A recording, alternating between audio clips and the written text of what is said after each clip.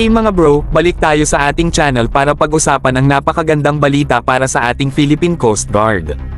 Kamakailan lang, inaprubahan ang pagbili ng 5 97 meters multi-role response vessels mula sa Japan na magtutulong sa Philippine Coast Guard, PCG, na mapanatili ang seguridad sa ating mga teritorial na karagatan, lalo na sa West Philippine Sea, WPS.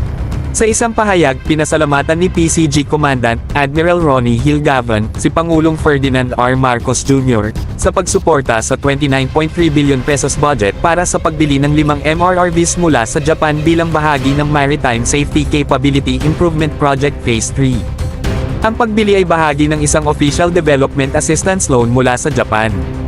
Ito ay isang malaking hakbang sa pagpapalakas ng ating maritime security capabilities, lalo na sa panahon ng mga hamon sa ating mga karagatan.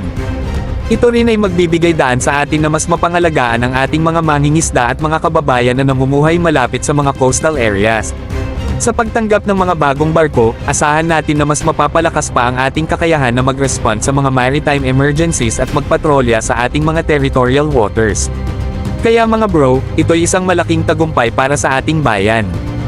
Patuloy tayong maging handa at maging positibo sa mga pagbabagong nagaganap para sa ating bansa.